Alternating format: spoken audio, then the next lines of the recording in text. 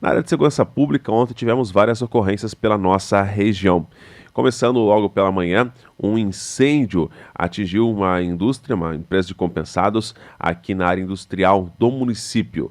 No segundo dia consecutivo que é registrado incêndio na área industrial de Porto União. No dia anterior havia sido lá numa caldeira e ontem foi, portanto, lá na região ficam armazenadas, portanto, as madeiras, né, na secagem, uma espécie de uma estufa, onde o Corpo de Bombeiros de Porto União, com o apoio da guarnição de União da Vitória, estiveram combatendo esse incêndio ontem por mais de 2 horas ali na área industrial de Porto União. Acidentes. Tivemos 2 acidentes. Um deles, quem nos acompanha pela internet tem aí imagens, foi lá na Rua Itália, no bairro Bela Vista. Segundo o release da Polícia Militar, um veículo Ford Ka, conduzido aí por uma mulher, ela se assustou quando passou por um buraco e veio estourar o pneu do carro, furou o pneu, estourou. E nisso, ela acabou então acelerando, pisou ali, se confundiu, se assustou e acabou acelerando. Só que acabou pegando um ciclista. Tanto é que no local, estive lá no local, onde o ciclista estava caído e onde a bicicleta ficou junto com o carro, dava uma diferença ali de uns 15 a 20 metros. O ciclista sofreu diversas escoriações, ferimentos na cabeça, pelo corpo, estava consciente. Foi conduzido pelo Corpo de Bombeiros ao Hospital São Brás. A condutora do carro permaneceu lá prestando esclarecimentos à polícia e, claro, confeccionado o boletim de ocorrência. Esse fato já foi no início da noite, depois das 6 da tarde, já início da noite, ali na Rua Itália, portanto, no bairro Bela Vista. Teve um outro acidente também em Porto União, antes da gente trazer aqui os acidentes da rodovia, uma colisão traseira, novamente na Avenida dos Ferroviários.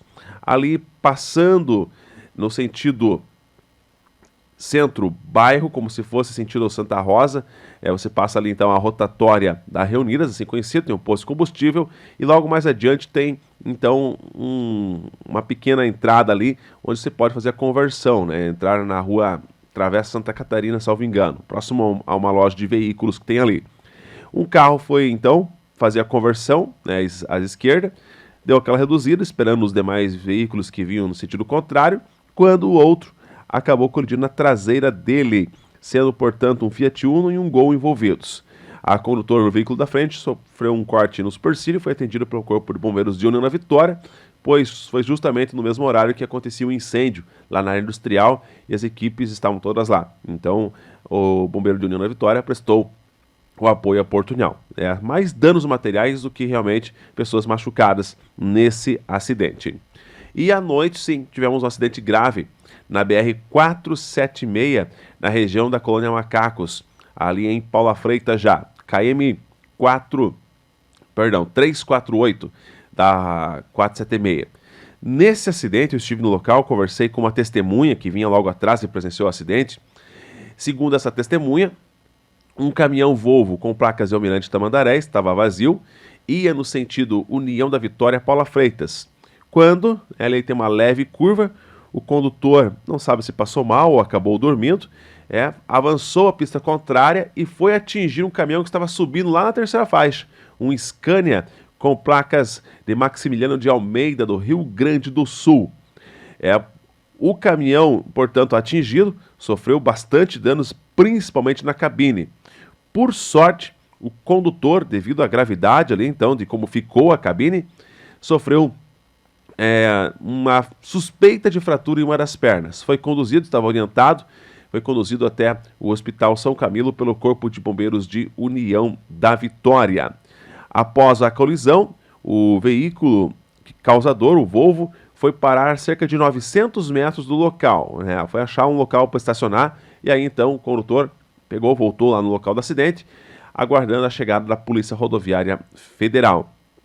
Por sorte, se este caminhão estivesse carregado, certamente poderia acontecer ali uma tragédia, né? E ainda que era um caminhão subindo na terceira faixa. Se fosse um veículo de menor porte, um carro de família, uma moto, também certamente a história seria outra. Ou até se não tivesse vindo ninguém, né? O caminhão iria sair de pista e iria cair numa ribanceira ali de mais ou menos uns 30 metros de altura, né? Devido à gravidade ali de como ficou o local, o condutor ainda saiu no lucro, está vivo, danos materiais se recuperam. Ambos os veículos eram segurados. Tanto é que o proprietário do caminhão atingido, Scania, também caminhoneiro, e olha só, estava passando, né, na rodovia praticamente quase no mesmo horário, em sentidos opostos, e parou então já ali, né, para, enfim, fazer o levantamento do boletim de ocorrência, acionamento de guincho, todo o trabalho burocrático após o acidente. Bom, no setor policial, tivemos aqui várias ocorrências. Por parte do Planalto Norte Catarinense, a Polícia Militar foi acionada ontem de manhã, lá na rua Brigadeiro Eduardo Gomes, no Conjunto Portunhal. Segundo as informações da vítima, ela que chamou a polícia, ela disse que, né, o seu marido chegou em casa de madrugada, cozido, bêbado, e então começou a fazer barulho, né, e ela foi chamar a atenção dele. Bom, são 3 da manhã, né? Momento que o indivíduo tentou lhe agredir, tentou lhe afogar e ainda lhe atingiu um soco. Pela manhã, ela chamou a polícia militar. Quando a viatura encostou lá, você acha que o indivíduo quis encarar a PM como encarou a esposa? Que nada. Pulou uma janela, tentou se enfiar no matagal para fugir. Mas a polícia foi atrás e ficou quietinho, né? A polícia deu voz de prisão, conduzindo as partes até a delegacia, e a mulher quer aí então uma medida protetiva contra o maridão, né, que chegou em casa embriagado e lhe agrediu. Teve também essa situação lá em Irinópolis. A polícia militar foi acionada por um rapaz que disse assim para a polícia: ó, eu tive uma guitarra furtada em União da Vitória, no bairro São Bernardo, e vi um indivíduo vendendo uma guitarra muito similar à minha lá em Irinópolis. A polícia militar foi informada, foi até o local, né? A guitarra estava sendo anunciada pelo Facebook, nos classificados do Facebook. Por isso aqui sempre orientamos, fique bastante atento. Evite comprar eletrônicos, celulares e entre outros, sem nota fiscal. A polícia foi até lá, conversou com o indivíduo que estava vendendo a guitarra e esse disse que tinha comprado, ou melhor, trocado por um celular, em torno de R$1.000 o celular, pela guitarra.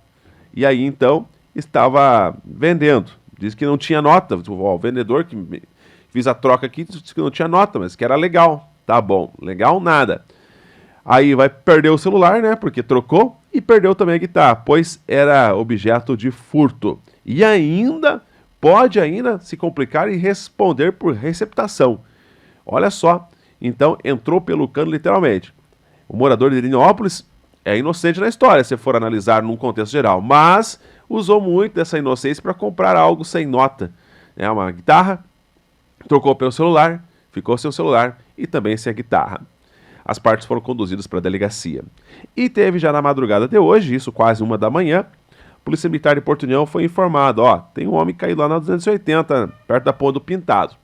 A PM foi no local, o indivíduo estava, né, muito alcoolizado, já estava apagado aquelas horas.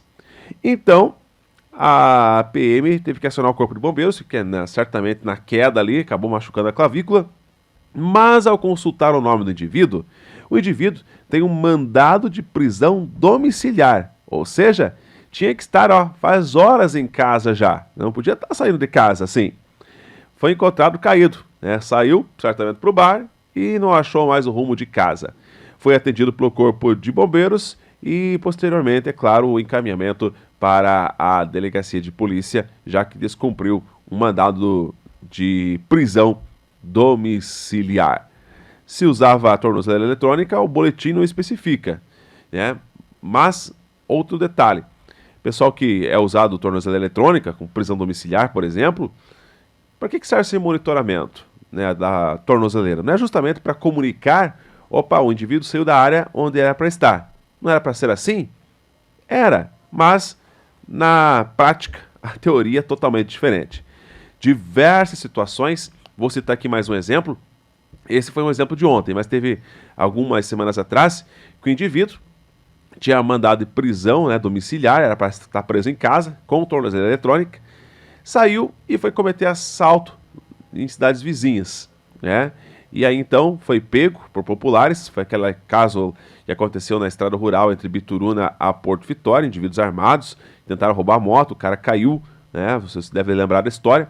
O indivíduo tinha mandado de prisão, para estar em casa preso, porque fez uma cirurgia, não podia estar na cadeia. Ô dó, não pode estar na cadeia no meio dos outros presos, né? Tem que estar em casa. Em casa, uma ova. Estava cometendo aquilo que mais sabe fazer: assaltos. E então, levou azar, caiu da moto, foi preso de novo. A pergunta que eu faço: para que serve então a tornozeleira eletrônica? Não era para monitorar o indivíduo? Saiu da zona onde era para estar, tinha que comunicar imediatamente lá ao sistema, o DPEM, né, que é o responsável, comunicar à polícia: ó, é o seguinte, indivíduo tal não está onde era para estar. A última localização da tornozeleira aponta que ele é para estar nesse endereço. Assim deveria funcionar. Ah, mas estamos no Brasil, né? Bom, as leis já não funcionam, imagina um aparelho eletrônico. O fato acontece. A Jovem Pan informa.